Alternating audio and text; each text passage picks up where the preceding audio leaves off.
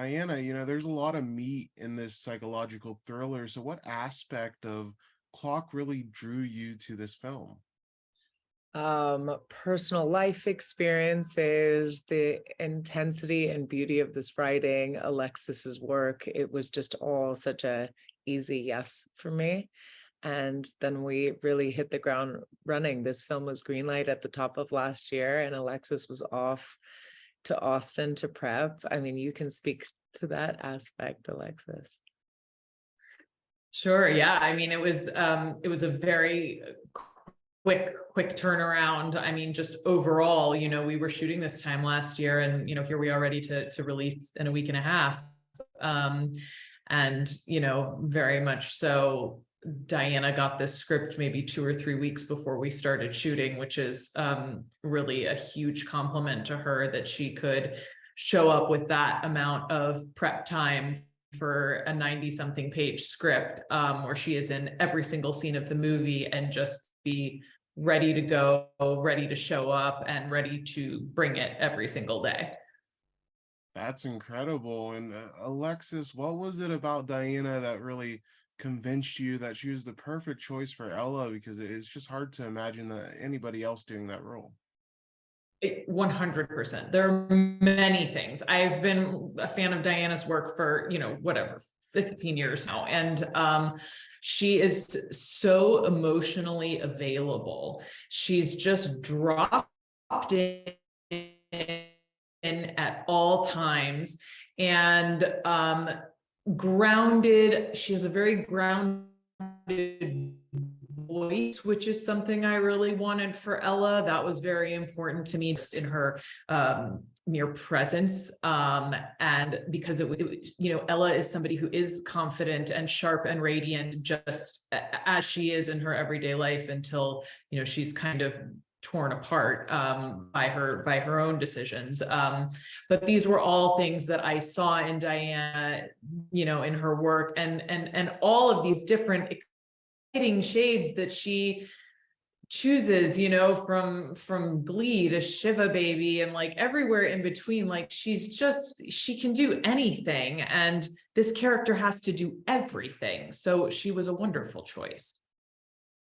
Perfectly said. And Dianna, I loved your scenes with Melora Hardin, and they're so engaging. What stood out the most about her as a scene partner? Yeah. Oh, we loved working with Melora. I remember having just one quick rehearsal before we started shooting with Alexis, and it was just palpable, and we knew kind of, Melora's work is extraordinary.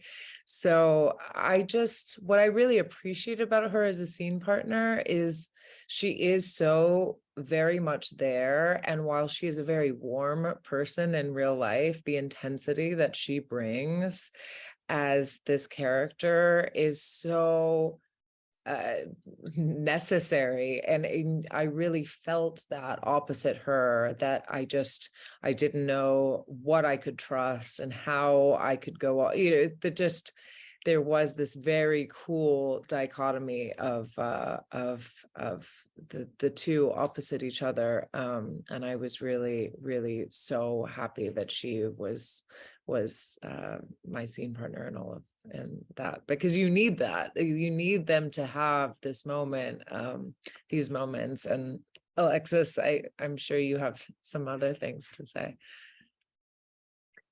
About Melora, is that what we're on? Yeah, I mean, Melora is a total professional. She's been doing this since she was literally a child.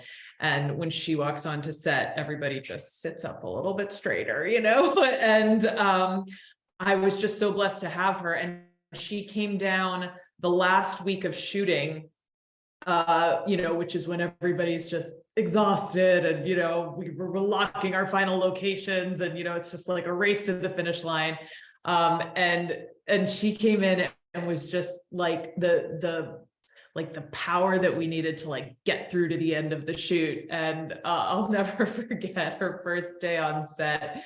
She shows up, and it was the day we were shooting her tank sequence. So I don't want to do any spoilers for anybody, but there's some very graphic imagery in there. And it was like, hi, I'm Laura Hardin, like, welcome to set, like, let's get you in here to do this really creepy thing. And she was just ready and game and like walked right in and, you know, got it done. And I adore her. And I also want to say that on a personal note, I've always looked for a female mentor in this business. And I think I finally found one in Melora. She has just taken me under her wing, you know, even since the movie, and has been such a beautiful guide to me, just in this industry and career and as a woman. And I adore her. Wow, that's wonderful. And Alexis, I was curious, what made you want to tackle these topics of, societal expectations that women face,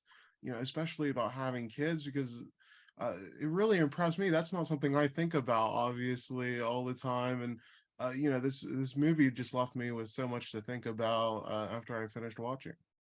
I'm so glad. Yeah, look, it's a very personal story for me. You know, it's tortured me for years, the decision about whether or not to have children. And I felt a tremendous amount of pressure, you know, from friends, family, society, my culture. I'm a Jewish woman, and there are things that come with that, you know, feel like a pressurized situation when it comes to motherhood as well. And I just felt like, what a better place to write a horror story from than the thing that's keeping you up at night, you know? Yeah, perfect explanation. And Diana, one of your famous roles was Glee. I loved you in that show. And now that that series has been over for a while, how do you kind of look back at that time and just the impact it had on your career? I mean, I really moved to Los Angeles and dreamed of doing a musical. I grew up watching musicals. I think that was something that Alexis and I loved speaking about on set, is just our loves.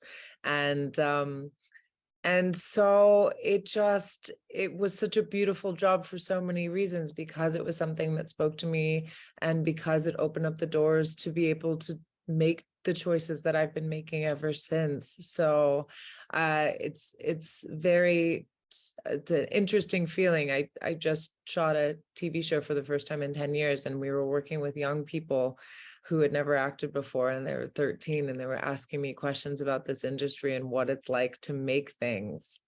And so there was a lot of reflection in that moment. And I had just come off of doing this film with Alexis, and they're like, what is it like to make things? And I was like, well, I just did a horror film, and let me tell you about these stunts I were doing. And they were like, you were harnessed to a rope that was tied to a tree. Then you were like, leaned over a 60-foot high cliff throwing up. I was like, yeah. They're like, that sounds so cool. It's like, it is cool and terrifying, and wild. They kept saying, like, how many years have you been doing this? It's like, more years than you've been alive. But I think that's the joy of being an active member of this community, is you get to try on some cool characters and work with incredible people. And, Alexis, I'm not letting her go. She is a friend for life, whether she likes it or not. I love And, and it's just, I mean, what a joy. I love that. And my final question, Alexis, you also have experience as an actress. So how has that kind of informed your directing?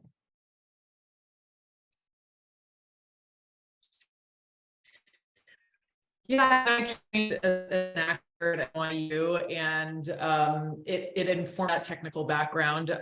And so I think hopefully my strength as a director is to be able to jump in and be able to speak to actors like quickly and effectively. I speak fluent actor. I also empathize with what they're going through on the other side of the camera. And wow, it's a lot, like, I understand what they're feeling. And I try to be very protective of them because of that.